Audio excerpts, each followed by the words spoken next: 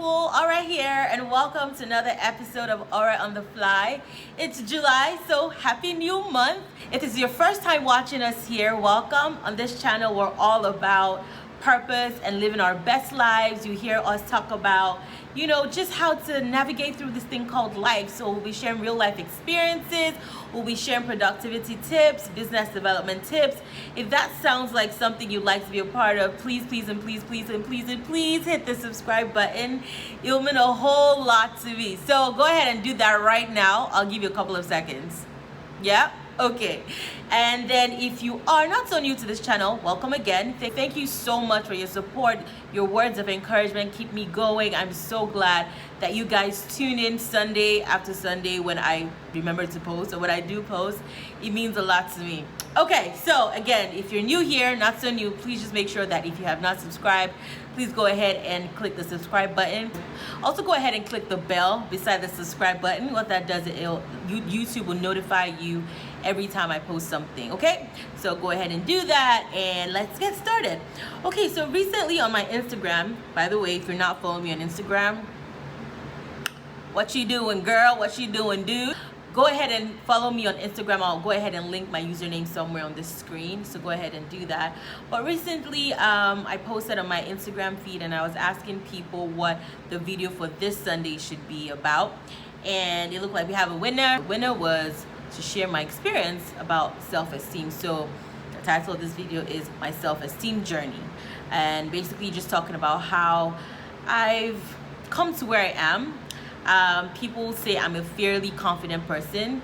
I think so too, but it's not always been like this. It's definitely been a journey for me as a lady, and I'll be sharing my experience with you in hopes that you take a thing or two, and in hopes that if there's anyone watching this that is struggling with self-esteem, that this kind of gives you the prep up talk that you need, and this becomes really helpful for you.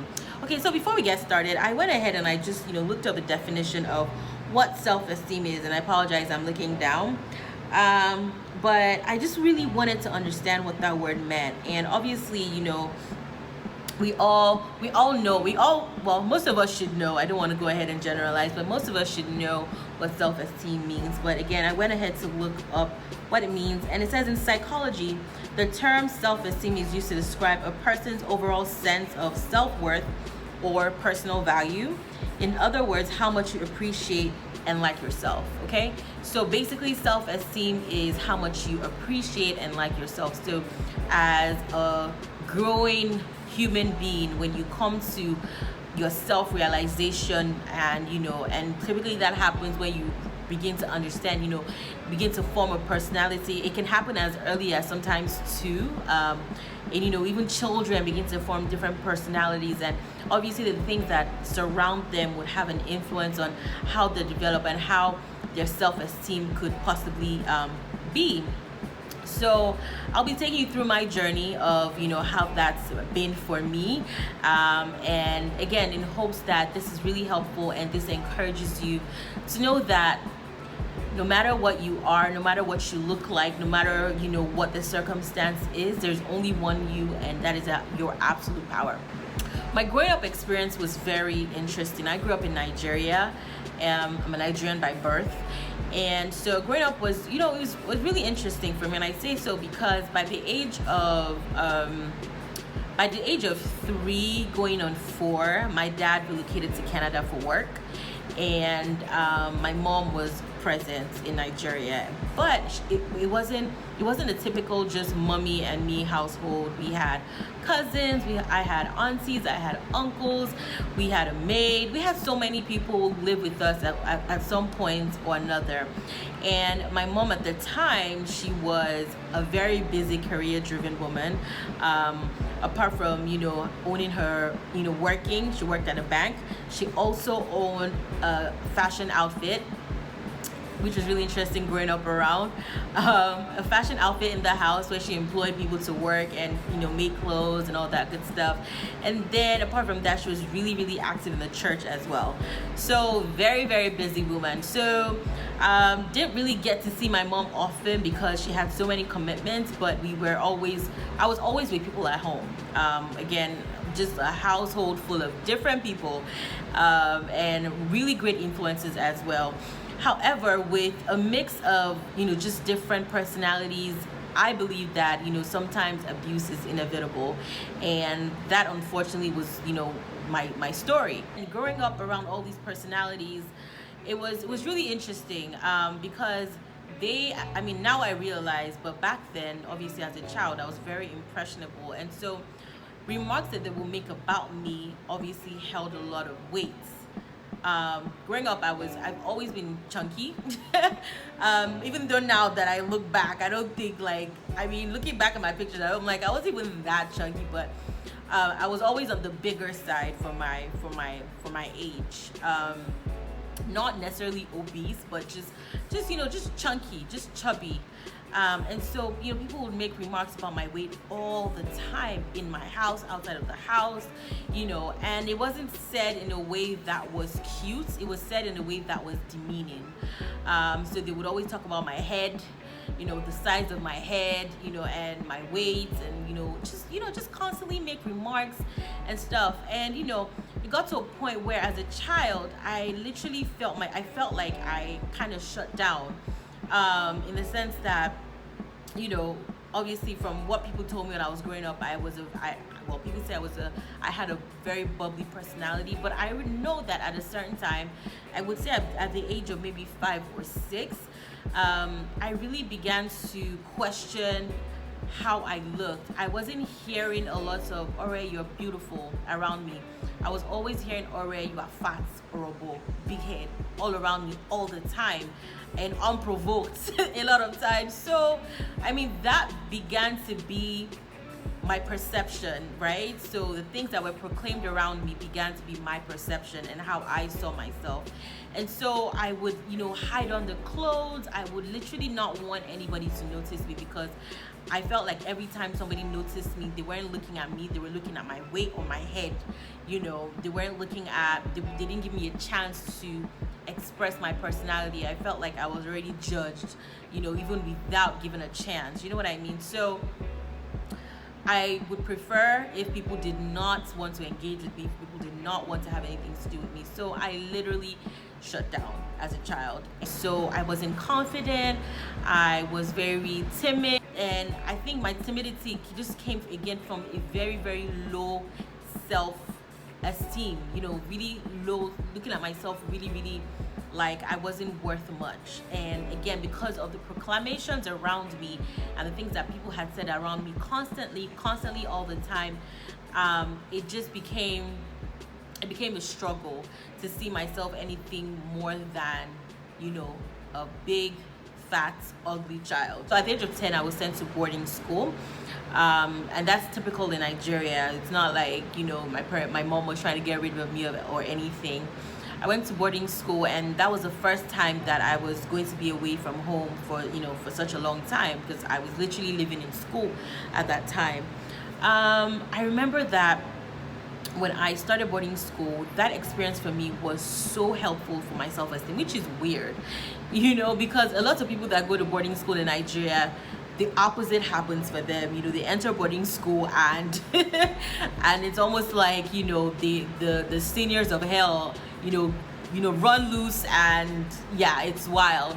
But for me, it was the opposite. It was actually the opposite. And I think it was because, number one, I had a senior in school that we're really, really close family friends with. His mom and my mom are basically sisters. They're best friends, but basically sisters. So I call him my cousin. And because I had him around, that already gave me some sort of credibility, because nobody was bullying me. People were nice to me because of, this my family friend. So it was really nice to have. I remember a particular evening, I was on my way to the dining hall with my friends. And I was a 10-year-old, I was short and chunky and all that stuff, and going to the dining hall with my friends. And I remember one senior Shirikwe, if she watches this, that would be amazing. But I don't think she realized what she did for me that particular evening. So she called me and she was like, alright, I even thought I was in trouble. And she looked at me in my eyes and she said, alright, do you know you're very beautiful? And I remember that that was like the first time like I heard those words, someone tell me those words, and it felt like the person told me without anything in return. Like she just told me. And I remember automatically that kind of changing the way I looked at myself, because I think, now that I look back, obviously all these thoughts weren't unpacked, but now that I'm unpacking them, I'm looking back and I'm realizing that, that has such an effect on me, because she didn't have to. You know what I mean? Like, she was my senior. We didn't have like a great, like, oh, we're buddies, she wasn't close. I wasn't that close to her. She was someone that I kind of saw from afar. And for her to just pull me in, and she said it, and I felt it. The energy was so pure and nice. That actually put me on a path of healing at that age. Those words from almost a complete stranger, put me on a path of healing. Just someone reaffirming me and telling me that I was beautiful was healing in itself. And so, I remember that throughout my boarding school experience, I felt fairly safe, because I felt like, I could confide in different people. People were giving me a chance. All of us had come from different backgrounds. We're all trying to survive as juniors. So we all kind of had the same story. And even though, yes, I was still on the chunkier side, I felt like I had found my community in boarding school. Nobody was necessarily nitpicking at me. I still felt big, and I still felt, overweight, even though, like, I'm going to try as much as possible to look for some pictures so I can post it. And you guys will really, really be like, really? All right, you were not even big. But I felt like a whale. That's how I felt like, because that's what I heard all my life. It was just nice to have found my community in boarding school. It was really, really nice. And I was only in boarding school for 2 years. After 2 years, we relocated to Columbus, Ohio, which is where I am presently. And that was the beginning of another journey, right? Now I have to do high school in America. And if you know anything about high school in America, you know that kids are mean, okay? Kids are really mean. So going from finding my community in boarding school and having like the most amazing 2 years that I could remember, and now going to high school where, again, I was back to being bullied, because now I'm not being bullied for my weight. I'm being bullied because I'm African. I'm being bullied because people are calling me the African booty scratcher. I'm being bullied because I have an accent. I'm being bullied left and right now. And again, my coping mechanism is to shut down. And so, once again, shut down in high school. It got so bad that teachers didn't think I could speak English, because I would not say anything. In high school. I tried to, be more involved. I joined the marching band and everything, and in those smaller groups I could make a friend or two. But throughout my high school experience there, I can't say I graduated with any friends. It was just me trying to survive. It was just me trying to survive. And honestly, it was a lot. As a 13-year-old child, I'm struggling. I'm trying to keep it together. So it was just a lot for me, being bullied. And again, just remembering how I had found my community in boarding school for 2 years, and feeling like I was snatched away from that, dumped into this place, and all of a sudden again I'm having to fight for my life. It felt like fight for my worth. Graduated high school and then went into university. Again, in university now I'm back by myself, right? Now I'm away from my parents. I'm now in a place where I have to find my community again. And so university was a lot better, because I just remember that I was thinking to myself, I found my community in boarding school. I can do it again in university. And so I pushed myself out there. I was really timid, but I pushed myself out there. I ran to become the president of a student organization. And just from there, again, I was able to, pull in my community, and I was doing well for myself. I was putting myself in situations where I was thriving. I was I was surrounding myself with people, that had goals and ambitions and all that good stuff. And I just put myself there, and I put myself there even though I wasn't confident, but I forced myself to be there because I knew that I couldn't sink into another hole of, fighting. Obviously, all these measures that I'm saying are very temporary for me, and I'll explain why. So I did that, and it was really great. I made a lot of friends in university. Some of them we still speak till today, and it was amazing. Some of my boarding school friends, we are actually still friends till today. So it was really, really amazing. Anyway, so in university, I dated a couple of guys, and from somebody that is struggling with self-esteem, you can just imagine how those relationships were trash. I would meet a guy, and at the slightest attention, I just wanted to just to hang on, just to suck it in, because it was like, oh my god, this guy is giving me attention, like I can't let this guy go. And obviously those are the thoughts going on in my head. I'm convincing myself that this guy likes me. I'm convincing myself, but the action of this guy is saying otherwise, constantly saying otherwise. And I would hang on to that for so long, right?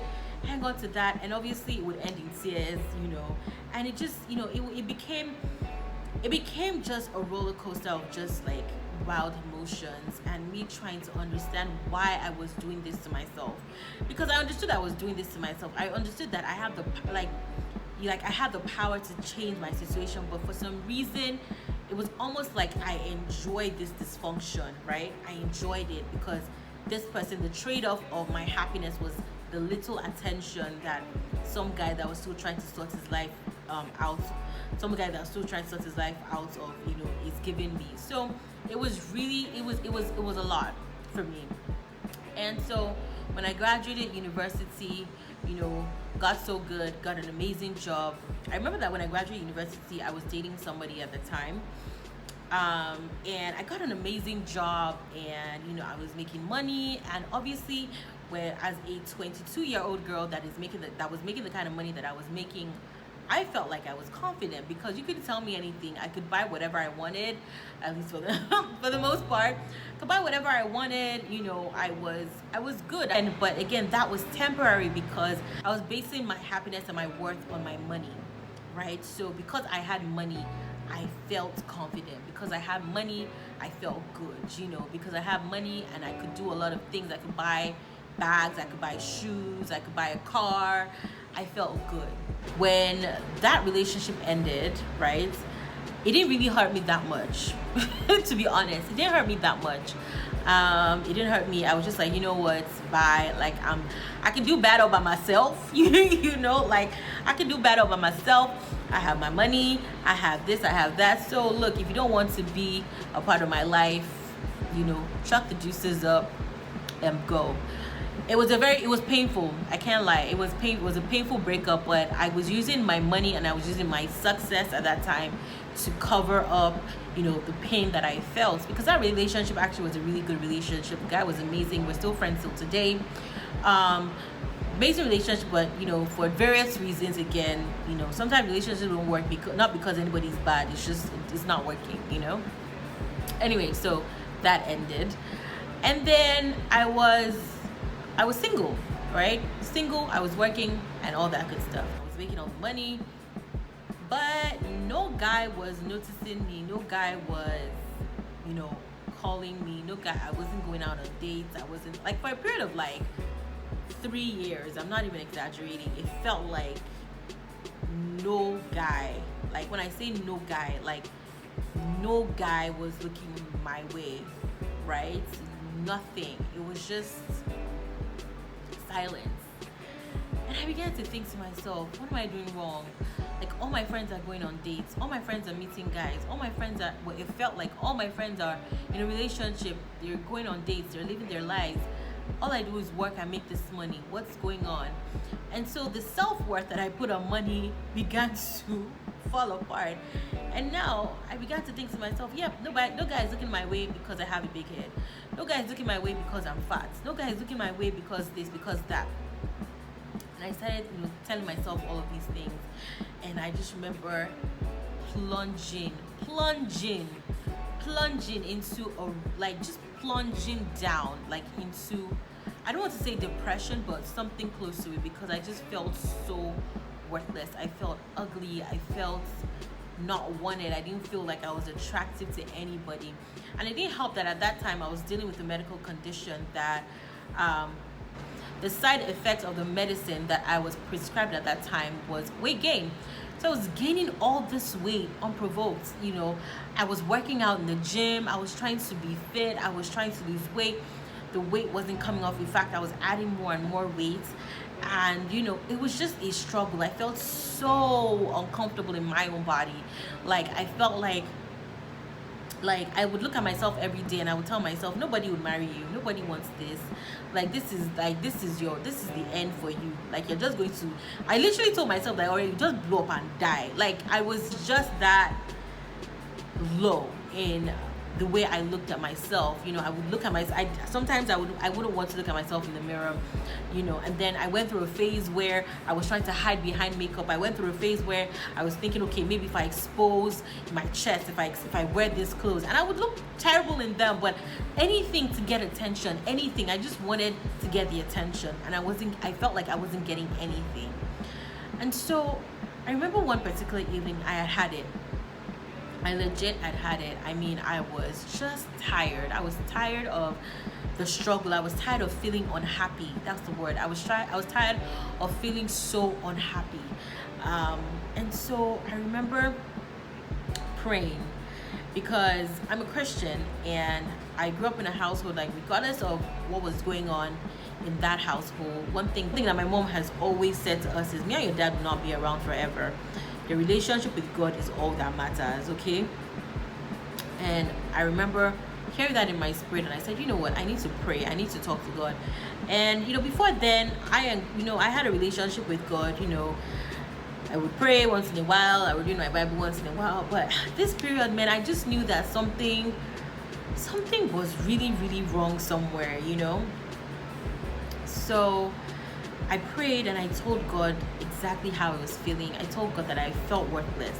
I told God that, I didn't like the way my tummy looked. I was very detailed in that prayer. I told God everything. I told God that I didn't like my head, the size of my head. I told God that I didn't like the size of my forehead. I told God that I felt like my nose was too small. I literally I literally told God everything that I felt about my body and how I looked. Right? I told God that I didn't like the way I looked. And I told God to heal me of that condition, because that condition was making me add weight and I couldn't even control it at the time. And so I remember, after praying and, crying, just pouring out my entire soul, it felt like, to God. And the Bible is so complete. If you seek God, you will find him. He is not far away. He really is not far away. He's so near. And that is what that experience taught me, because the peace, the flood of peace that I felt in my heart after and for days to come, I can't even put into words. First of all, I heard God clearly tell me, Ore, you are the apple of my eye. I heard it. It wasn't like, oh, I read it in the Bible. No. I heard it. Ore, you are the apple of my eye. Ore, I'm madly in love with you. And, when you hear words of affirmation from your creator, I mean, literally, what else do you need? And for days to come, for months to come, every time I would feel bad, because it's a journey. Everything didn't just vanish that day that I broke down. It was a journey. Every time that I would feel bad about myself, every time that I would look at myself in the mirror and I was tempted to say negative things to me, I would hear myself saying positive things. Jesus is madly in love with me. I'm the apple of God's eye. I would tell myself that, affirm that to myself constantly, every time I felt down, every single time. And it always worked for me. It would always work. I would always just get back into a place of, yes, I'm a princess. Like, do you know who my father is? I would start telling myself, all right, do you know who your father is? Do you know who your father is? And I'm talking about God. Do you know who your father is? And like, I would just lie. I would just rest I would just rest in knowing who my father was. I would rely on that. I would rely on that so deeply and so passionately. And, that became that became it for me. That really became it for me. And so because of that, I was very particular about, okay, you know what, God, yes, I'm the apple of your eye, yes, I'm this, yes, I'm that, but I need to, I told God, I was like, what can I, even if I'm not the most beautiful, and he would correct me and tell me I'm the most beautiful. To him, he was like, all right, you're beautiful to me. You're beautiful to me. I made no mistakes creating you. Your height was not a mistake. Your weight was not a mistake. Your head was not a mistake. Your nose was nothing about you is a mistake. Everything is, I'm so particular about you. The hair on your head, do you know that I know every time you comb your hair, the hair in the bristles of your comb, are you aware that every time it falls out, I'm aware? And God, Jesus just began to reaffirm me. The things that I was reading in his word that wasn't sticking in my head, they began to stick. And I began to rest, just rest, in that. And from then on, I lost weight. I actually lost weight. I started losing the weight. I stopped taking the medicine because, glory be to God, that medical condition, vanished in my life. I praise God for that. I started losing weight. I became more, more healthy. And then on top of that, I became more curious about the world. From coming from someone that was timid and didn't want to do too much, all of a sudden I'm like, I want to explore this option. I want to do this. My brain began to think, I want to do this. I want to learn about this. I want to learn about this. I want to do this. I want to do this. Before you knew what was going on, I was picking up so many skills. I was picking up so many talents. I was able to now engage in conversation. I was able to add value. And obviously when you're adding value and people are coming to you and they're seeking knowledge from you, that also boosts you up as well. So I was doing that, but I understood that above the value that I was adding, above the knowledge that I was acquiring, above the skills that I was acquiring, above that was knowing that, man, I'm the daughter of a king. I'm a princess. God wants to hold me. So every time, sometimes when things become difficult or I'm not able to accomplish maybe a certain task, or I'm feeling low, I rest in knowing that, look, I am the daughter of a king. Okay? That's a truth. I'm the daughter of a king, and my father is a king and owns the whole world. And so I rest. I legit just rest in that, in knowing that. And so that has been my journey. Coming from a girl, again, that was very timid, to a girl who was using clothes to hide, to a girl right now who speaks in front of people, to a girl right now who is doing YouTube, to a girl right now who is learning, who is adding value, who is, providing services to people. It's amazing. It's amazing. It's been a journey, but it's been an amazing journey. And I believe that I went through that journey so that I can help some other people as well, to let them know, hey. Because self-esteem, first of all, is all mental. And when you realize who God has made you to be, when you realize the value that God has put in you, that's the beginning of healing. That's the beginning of healing. It's also to, to say that we should also just be kind to each other and not tear each other down with words. I mean, my growing up, I was torn down a lot with words, with my surroundings, but it just took one person affirming me to set me on a path, right? Even though I wasn't completely whole at that moment when, Shilipe told me I was beautiful, it set me on a path because my shoulders, rose up a bit higher, and I was able to go through boarding school and really, enjoy my experience there, because I felt like somebody told me something that I always wanted to hear. And so that's just to encourage us again, just be kinder to each other, to be loving to each other. You never know what somebody is going through with your, with what you're saying. Let's not just say anything about people. People are going through a lot. So that has been my journey. Hope you guys found my story really helpful. I'm still on a journey. I'm not there. I have up and down. I have days. I have my moments. I have my moments when I still feel less than. But like I always say, when I have those moments, I know exactly what to do. And I hope you guys would also do what I did. Okay? So if you love this story time, if you love this story time, please make sure you share far and wide with your network. Share, send to friends who you feel need a bit of, ginger to prep them up. Let's be kind to each other. All right, guys, that's all I have for today. Again, if you have not subscribed, you know what to do. All right. See you on the flip side. Bye.